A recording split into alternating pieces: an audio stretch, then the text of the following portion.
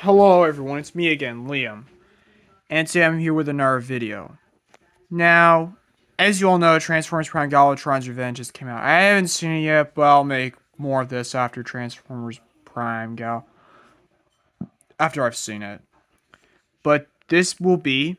what if Hot Rod was in Transformers Prime?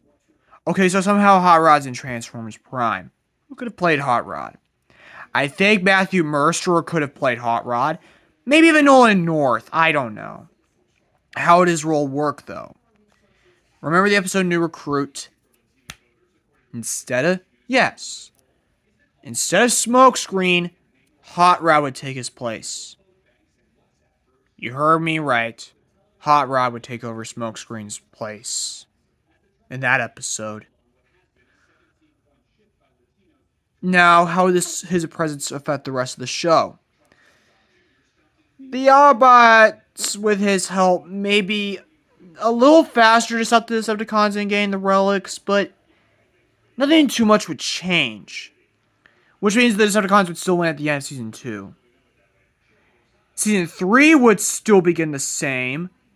But remember when Optimus was giving the Matrix to Smokescreen and he rejected it? In this case, it would be Hot Rod. This would kind of remind kids of from 1986 of Optimus's death in the 1986 movie. But instead of Optimus dying, and passing the Matrix down, he's rejected. Ultra Madness would still come in and, yeah. However, Ultra Madness wouldn't be alone. Instead, he would bring in another wrecker, like maybe Sprinter. Because Sprinter and Hot Rod were like the best of friends in G1. I just saw them as more like a Luke Skywalker and Han Solo relationship. I always saw them as like the Luke Skywalker and Han Solo of Transformers, honestly. This would leave the rest of the season 3 unaffected, except if Sprinter is the wrecker that does appear alongside Ultra Madness. The odds may have a fighting chance against Megatron and the Decepticons, which means... whoops. They would probably stop Megatron a lot faster.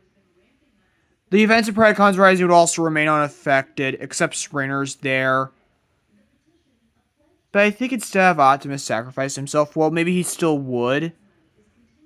But he passes the Matrix down to Hot Rod, and he becomes Rodimus Prime.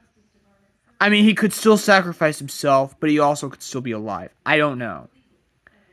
The events of Robots in Disguise, if he were to still sacrifice himself, would be almost vastly different.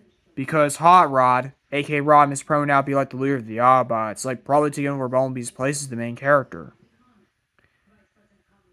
Now, that's essentially what Hot Rod was in Transformers Prime.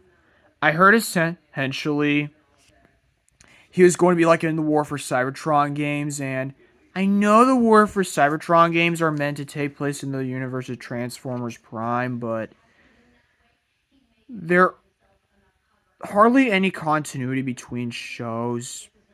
There's hardly any continuity between Transformers Prime, Transformers Robots in Disguise, and the Cybertron games and Rescue Bots, which is why the Alliance continuity was like, game being down by how the universe should be. But do I think Hot Rod in Transformers Prime could have been interesting? Yes. Do I think he should have appeared? Yeah. Honestly, instead of Transformers Robots in Disguise, I would have preferred Transformers Prime Galvatron's Revenge in the form of a Season 4 of the show. Essentially that. But that's all I have to say. Anyways, bye.